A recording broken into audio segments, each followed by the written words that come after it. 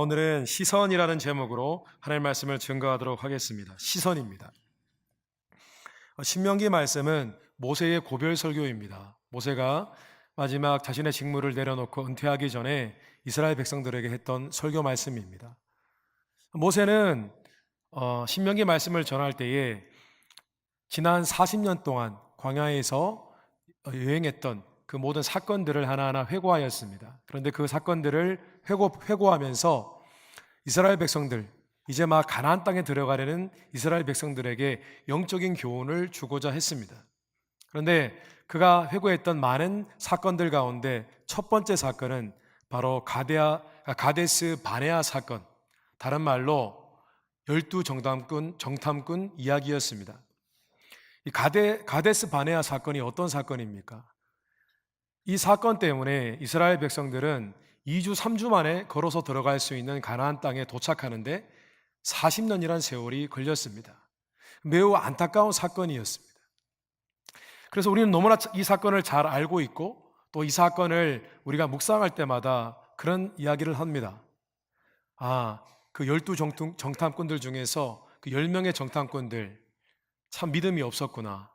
그들의 불신앙을 우리는 비판합니다. 홍해바다를 가르는 것을 보았던 그들이 어떻게 이렇게 믿음이 없을까라고 생각하는 것입니다. 그런데 반면에 우리는 여호수아와 갈렙의 믿음, 그들은 우리의 밥이라고 했던 갈렙과 여호수아의 믿음을 칭송합니다.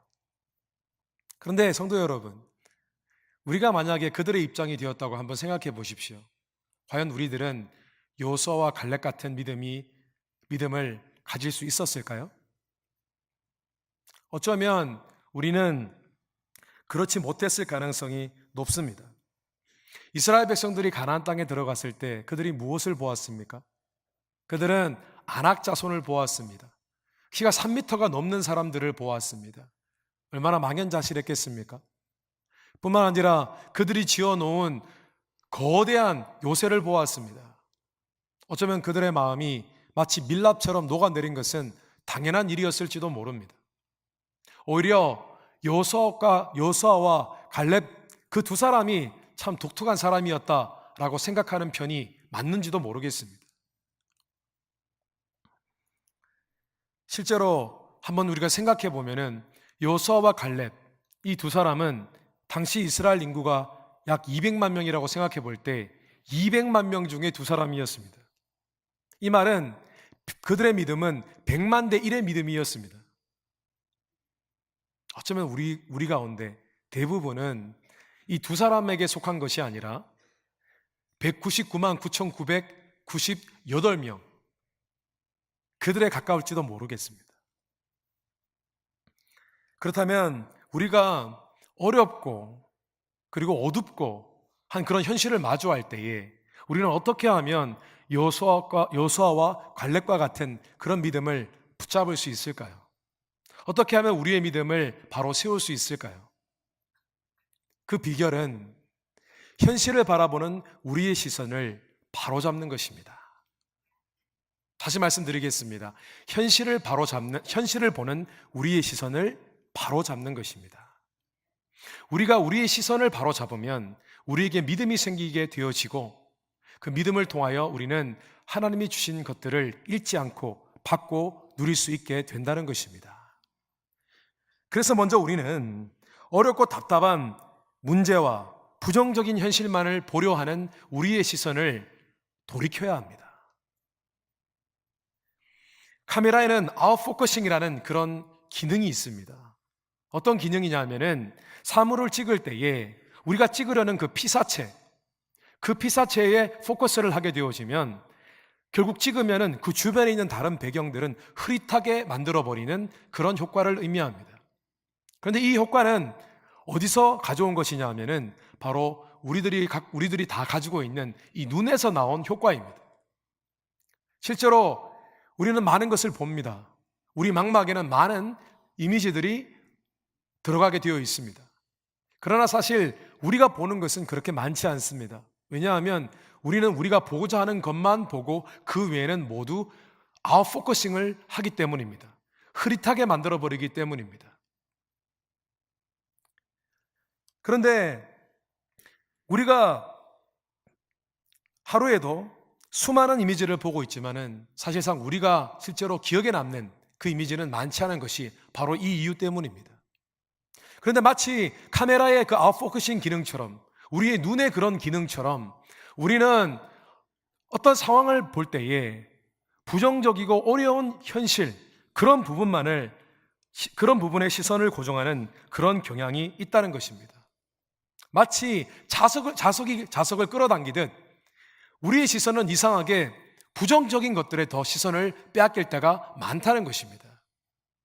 근데 그 이유가 무엇일까요? 그 이유는 이미 부정적인 것을 보는 우리의 마음 가운데 부정적인 마음이 깃들어져 있기 때문입니다. 사람의 내면에는 두 가지 부정적인 마음이 있습니다. 그 마음은 열등감과 두려움입니다. 이 두 마음은 아담과 하와로부터 온 마음입니다. 사단은 하와에게 이런 제안을 하였습니다. 이 열매를 먹으면 눈이 밝아져서 하나님처럼 된다라고 했습니다. 그런데 하와가 이 말을 들었을 때에 그의 마음 가운데 이런 생각이 찾아왔습니다. 하나님께서 이 열매를 먹지 말라고 하신 것은 내가 마치 하나님처럼 될까봐 염려하셔서 그러셨구나 라는 생각이 들어왔습니다. 그리고 곧이어 그녀의 마음속에 비교의식과 열등감이 찾아왔습니다. 내가 하나님보다 열등하구나, 나는 열등한 존재구나 라고 생각했습니다. 근데 그 생각이 드는 순간 그의 마음 가운데 나도 하나님처럼 되었으면 좋겠다라는 욕심이 들어왔고 그 즉시로 죄를 짓게 되었습니다. 그리고 죄를 짓고 나니까 이제 두려운 마음이 생겼습니다. 하나님께서 벌하실 것 정녕 내가 죽으리라 라고 하신 말씀이 떠올라 막연한 두려움에 사로잡혔습니다. 사람은 죄로 인해 생긴 열등감과 두려움을 갖고 있습니다. 그 두 마음이 있기 때문에 어느덧 세상을 바라보면은 긍정적인 면보다는 부정적인 면을 바라보게 되어 있고 그곳에 마음이 가게 되어 있는 것입니다. 그러다 보니 그것을 계속 지켜보게 되고 시선을 빼앗겨 우리의 마음 가운데 낙심과 좌절에 빠지는 것입니다. 오늘 말씀해 보니까 당시 모세는 이스라엘 백성들을 통해서 그 사람 안에 있는 두 마음을 보았던 것 같습니다. 오늘 29절 말씀해 보면 모세가 이스라엘 백성들에게 그 설득하는 장면이 나와 있습니다. 근데 그때 모세가 이스라엘 백성들에게 무서워하지 말라, 두려워하지 말라라고 외칩니다. 그런데 무서워하지 말라라고 번역된 히브리어 아라츠라는 단어는 다른 자신보다 뛰어난 존재와 자신을 비교할 때에 드는 움츠러드는 마음을 의미합니다. 또한 모세가 두려워하지 말라라고 했을 때 그 두려워하지 말라라는 그 번역된 히브리어 야레라는 단어는 위협적인 상황, 위협적인 사람을 만날 때에 드는 그런 불안함, 깜짝 놀람을 의미합니다. 결국 모세는 이스라엘 백성들에게 무서워하지 말라, 두려워하지 말라라고 한 것이 아니라 너희들 안에 있는 열등감과 두려움을 이겨내라 라고 한 것입니다. 그러므로 성도 여러분, 우리는 우리 안에 있는 열등감과 두려움을 자극하는 그 부정적인 모든 그런 상황들 가운데 놓여있는 빼앗긴 우리의 시선을 돌이켜야만 합니다. 시선을 돌이키는 훈련을 해야 합니다. 그리고 우리의 시선을 다시 하나님이 우리에게 이미 주신 것, 우리에게 주실 것, 우리에게 주실 축복들을 향하여 우리의 시선을 고정해야 합니다.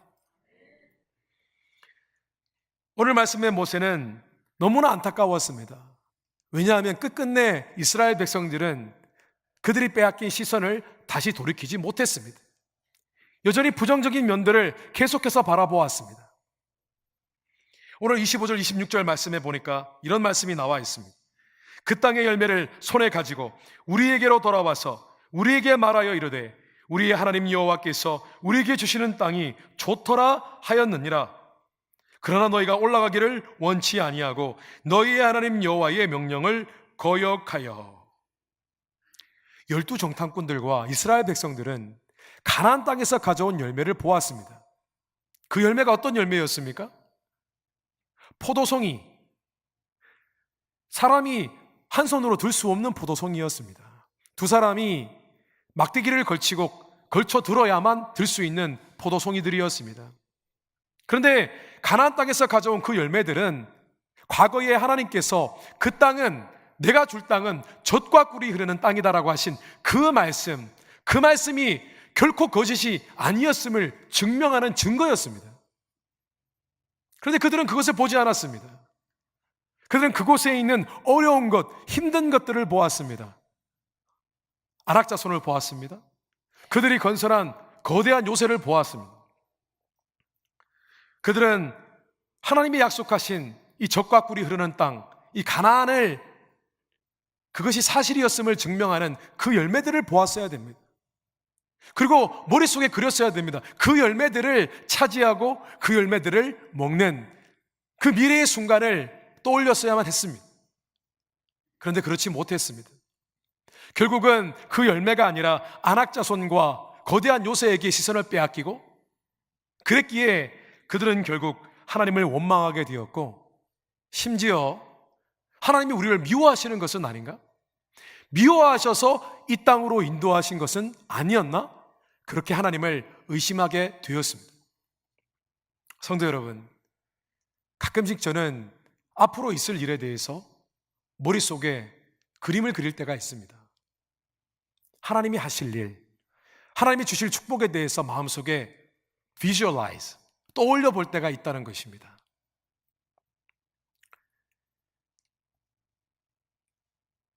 이것은 히브리서 11장 말씀처럼 믿음은 바라는 것들의 실상이요 보지 못하는 것들의 증거니 라는 말씀을 그대로 제가 실천해 보는 것입니다. 그런데 원래 저는 무언가를 떠올리고 미래의 좋은 일들을 떠올리는 그런 일을 하는 성품을 가진 사람이 아니었습니다. 저는 원래 비판적일 정도로 잘 분석하고 결론을 미리 예측하는 그런 종류의 사람이었습니다. 원래 잘 분석하는 사람이 예측도 잘하고 또 그 예측이 잘 들어맞습니다. 그런데 단점은 때로는 너무 지나치게 비판적이고 너무 지나치게 부정적일 때가 있다는 것입니다. 그런데 어느 날 저와 같은 방을 쓰는 룸메이트는 저와 사고 구조가 매우 다르다는 것을 깨달게 되었습니다. 그 사람은 어떤 생각을 할 때에 무엇보다 앞에 보이는 그런 두려운 현실과 어려운 현실을 바라보는 것이 아니라 앞으로 되어질 일, 하나님의 주실 축복, 앞으로 좋아질 일들에 대해서 꿈꾸고 그것을 마음에 그리는 사람이었습니다. 단순한 예로 여행을 가는 계획을 세울 때에도 여행을 가는 계획을 세우기 전에 이미 여행을 다녀오는 사람이었습니다. 사전 답사를 가는 것이 아니라 마음으로 여행을 갔다 오는 것입니다. 그런데 여행을 갔다 오는 것이 그냥 한번 생각하고 상상하는 것이 아니라 얼마나 깊이 비주얼라이즈를 하냐면은 손에 땀이 생길 정도로, 마음이 들뜨고 얼굴에 웃음이 돌 정도로 그렇게 깊이 묵상하는 것을 보았습니다. 처음에는 도저히 이해할 수 없었습니다. 그저 현실을 모르는 그런 공상과에 불과한 것은 아닌가 싶어서 비웃기도 하였습니다. 그리고 실제로 그가 꿈꾸고 그리는 것보다 제가 예측하고 분석하는 것이 훨씬 더 맞아떨어졌습니다. 그런데 이상한 일이 일어났습니다. 시간이 지나면 지날수록 하나님의 하실 일들을, 축복들을 떠올리며 그렇게 마음속에 그렸던 그 사람의 생각이 시간이 지나면 지날수록 현실화되더라는 것입니다. 그리고 저는 놀라운 사실을 깨달았습니다. 아, 이것이 믿음이구나. 그와 나는 똑같은 현실을 계속해서 마주하고 살아왔지만은 그 순간에 그는 행복했고 나는 스트레스 받고 우울하고 불행한 시간들을 보내었구나 라는 사실을 깨달게 되었습니다. 저는 지금도 여전히 부정적일 때가 있습니다. 저의 시선을 어려운 현실에 빼앗길 때가 있습니다. 그러나 금세 다시 돌이킵니다. 다시 돌이켜 하나님이 하실 일, 하나님이 주실 축복을 마음속에 그려봅니다. 그 이유는 그것이 진짜 믿음이기 때문입니다. 성도 여러분, 여러분은 지금 어디에 시선을 빼앗기고 계십니까? 어디를 보고 계십니까? 다시 시선을 돌이키십시오. 다시 마음의 시선을 하나님께 두십시오. 하나님이 주실 것들에 대해서 시선을 놓고 그곳에 고정하시기를 주님의 이름으로 축원합니다. 그렇게 하실 때에 마음의 소망과 기쁨과 믿음을 다시 회복하게 되시기를 주님의 이름으로 축원합니다. 그런데 때로는 우리의 시선을 어디다 두어야 될지 모를 만큼 힘든 상황을 경험할 때가 있습니다. 그때 우리는 하나님께서 우리에게 은혜를 베푸셨던 예전 일에 우리의 시선을 고정해야 됩니다. 앞서 말씀드린 것처럼 아무리 찾아봐도 우리의 시선을 둘 만한 선한 것이 없을 때가 있습니다. 하나님이 앞으로 하실 일, 하나님의 축복을 마음에 전혀 그릴 수 있는 여유가 없는 그런 흑암의 때가 있다는 것입니다. 그런데 믿는 자들에게는 여전히 시선을 두고 시선을 고정할 그런 대상이 있습니다. 그것이 무엇이냐면 바로 믿는 자의 간증입니다. 간증이 무엇입니까? 하나님께서 믿는 자들과 함께 하셨던 산 역사입니다. 마치 역사를 되돌아보고 교훈을 얻는 나라가 발전하는 것처럼 하나님을 믿는 자들이 하나님이 과거에 자신을 위해 하셨던 일, 하나님이 함께 하셨던 일, 그 간증을 다시 한번 묵상할 때에 그의 마음 가운데 다시 소망과 믿음을 회복할 수 있게 된다는 것입니다. 특별히 오늘 말씀해 보니까 모세는 자신의 과거에 있었던 사건들을 회고합니다. 그런데 의도치 않게 그가 회고하는 내용들 가운데 간증을 회고할 때에 간증을 돌아볼 때에 얻는 두 가지 유익을 말씀하고 있습니다. 모세가 말하는 그 간증의 첫 번째 이유, 그 유익은 믿는 자로 하여금 하나님의 신실하심을 다시 한번 깨닫게 한다는 것입니다. 그래서 믿는 자가 자신의 간증을 묵상하게 되어지면 이런 결론에 이르게 됩니다. 아, 전에도 그렇게 은혜를 베푸신 그 신실하신 하나님께서 오늘도 내게 은혜를 베푸시겠구나. 그런 결론에 이르게 된다는 것입니다.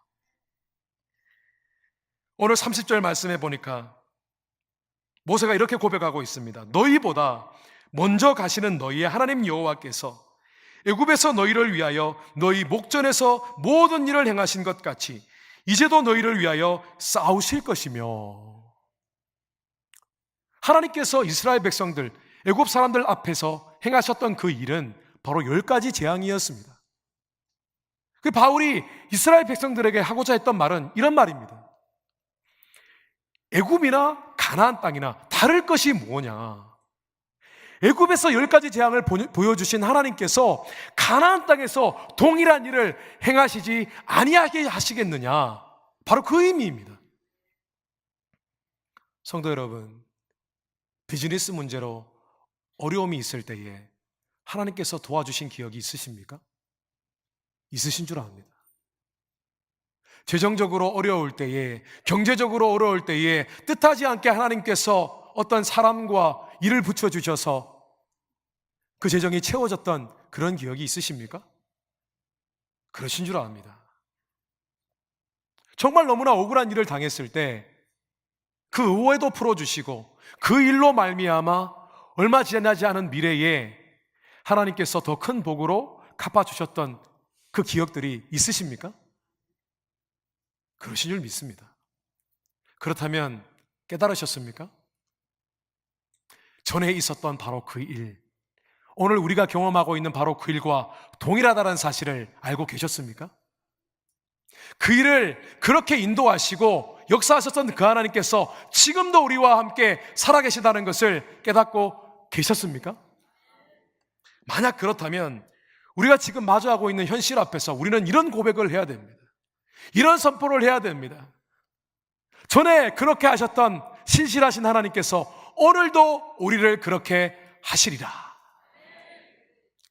데살로니가전서 5장 24절 말씀에 보니까 이런 말씀이 있습니다. 여러분을 부르신 하나님은 신실하십니다. 그러므로 이 일도 끝까지 이루실 것입니다. 그리고 모세가 정의했던 간증의 두 번째 유익은 믿는 자로 하여금 하나님의 사랑을 다시 한번 확인하게 하는 것이었습니다. 믿는 자가 자신의 간증을 묵상하게 되어지면 이런 결론에 이르게 됩니다. 아, 하나님이 나를 사랑하시는구나. 하나님이 여전히 나를 사랑하시는구나. 그러므로 하나님은 여전히 나와 함께 하시는구나. 나를 인도하시는구나. 오늘 31절 말씀에 보니까 이 말씀을 공동 번역 성경으로 보면 더욱더 우리의 마음에 와닿는 말씀입니다. 광야에서도 그렇게 해주시지 않았느냐? 너희가 바로 이 자리에 이르기까지의 길에서도 여호와 너희 하나님께서는 마치 사람이 제 아이를 업듯이 너희를 업어다 주시지 않았느냐? 모세가 과거 40년 동안의 세월을 회고합니다. 많은 사건들을 다시 돌아보았습니다. 그러면서 그가 내린 결론은 하나였습니다. 하나님은 사랑이시다. 하나님 아버지는 사랑의 하나님이시다. 그 하나님께서 지금까지 나를 들쳐업고 걸어오셨다. 이 사실을 깨닫게 된 것입니다. 성도 여러분, 하나님이 함께 하셨던 그 많은 기억들을 떠올려 보십시오. 그 내용들이 단순히 하나님께서 우리에게 능력을 베푸시고 기적만 베푸신 사건들이었습니까? 아닙니다. 그 모든 우리가 간직한 그 간증들은 하나님께서 내가 얼마나 너를 사랑하느냐, 그것을 확증하기 위해서 보여주신 사건들이었다는 것입니다. 성도 여러분, 그 모든 사건들은 아버지가 지쳐 쓰러진 아들과 딸을 들쳐업고 걸어간 사랑의 추억들이었던 것입니다. 우리가 적어도 한 번쯤은 들어봤을 만한 그런 예화가 있습니다. 제목이 발자국이라는 예화입니다. 아마 기억나실 것입니다. 어떤 사람이 꿈을 꾸었습니다. 해변에서 주님과 걷는 꿈을 꾸었습니다. 해변을 거니는데 예수님이 옆에 계시고 하늘에는 자신이 지난 세월 동안 살았던 세월, 그 세월들의 많은 장면들이 하늘 위에 펼쳐졌습니다. 한 장면 한 장면 지나갑니다. 그런데 한 장면 한 장면 지나갈 때마다 모래에는 두 쌍의 발자국이 새겨져 있었습니다. 그래서 신기해서 물었습니다. 주님, 이 두 쌍의 발자국은 무엇입니까? 주님께서 대답하셨습니다. 한 쌍은 나의 것이고 또한 다른 한 쌍은 너의 것이다. 사랑하는 자녀야, 내가 항상 너희와 함께하였다. 그 말씀을 듣고 너무 기뻤습니다. 그런데 계속해서 하늘에 떠 있는 자신의 인생을, 그 장면들을 다시 돌아보는데 이상한 점을 발견했습니다. 어떤 몇몇 장면에서는 해변에 두 쌍의 발자국이 있어야 되는데 한 쌍의 발자국만 있었습니다. 그리고 가만히 살펴보니, 그 장면들을 살펴보니 그 순간은 바로 자신이 가장 인생에 힘들 때 어려운 순간들이었습니다. 순간 마음이 너무나 섭섭해진 그 사람은 주님께 다시 물어보았습니다. 하나님, 주님은 분명히 제게 한순간도 저와 함께 하지 않으신 적이 없다고 하셨습니다. 그런데 제가 너무나 힘들 때 주님은 어디 계셨습니까? 보십시오. 지금 모래사장에 발자국이 한 쌍밖에 없지 않습니까? 제 발자국이지 않습니까? 라고 하였습니다. 그때 주님께서 말씀하셨습니다. 사랑하는 자녀야, 나는 너를 떠나지 않았다. 이 발자국은 너의 발자국이 아니라 나의 발자국이다. 발자국이 한 쌍밖에 없는 것은 내가 힘들 때 내가 너를 등에 업었다. 성도 여러분, 오늘 이 내용이 오늘 성경 신명기 말씀에 있는 말씀입니다. 모세가 하고자 했던 말씀이 무엇이었냐 하면은, 너희가 많은 간증들이 있는데 그 간증들 속에서 하나님의 사랑을 발견하지 못하였다라고 한 것입니다. 성도 여러분, 하나님께서 지금까지 우리를 들쳐 업으셨습니다. 그렇게 걸어오셨습니다. 우리의 삶의 모든 사건들이 하나님이 우리를 들쳐업으신 사건들이었다는 것입니다. 그러므로 우리는 하나님의 사랑을 잊지 않도록 해야 됩니다. 우리의 간증을 다시 돌아보아야만 합니다. 그곳에 시선을 맞추어야 합니다. 하나님의 사랑을 회복할 때, 그때야 우리는 우리의 믿음을 담대하게 할 수 있는 것입니다. 우리의 믿음을 회복할 수 있게 되어지는 것입니다. 요한일서 4장 18절 말씀에 사랑 안에 두려움이 없고 온전한 사랑이 두려움을 내쫓느니라 라고 하였습니다. 그러므로 우리는 하나님께서는 지금도 나를 사랑하신다, 나와 함께 하신다, 나를 도와주신다, 나를 인도하신다 라는 믿음의 선포를 해야만 한다는 것입니다. 말씀을 정리하겠습니다. 성도 여러분 어디에 시선을 두고 계십니까? 아직도 그 어려운 부분, 현실의 어두운 면을 바라보고 계십니까? 그곳에 시선을 빼앗기고 계십니까? 시선을 돌이키십시오. 하나님께서 내게 지금 주신 것에 시선을 고정하십시오. 하나님이 앞으로 내게 주실 것, 그 축복을 마음속에 그려보시기를 주님의 이름으로 축원합니다. 그런데 만약에 앞서 말씀드린 것처럼 도저히 나의 시선을 둘 만한 그런 선한 것이 없다고 느껴진다면 다시 과거로 돌아가십시오. 하나님이 내게 베푸신 그 은혜의 옛 정리를 바라보게 되시기를 주님의 이름으로 축원합니다. 그럴 때 결코 믿음을 잃지 않고 마음에 담대함을 얻고 당면한 현실을 돌파하고 승리하는 그런 하나님의 종들 되시기를 주님의 이름으로 축원합니다.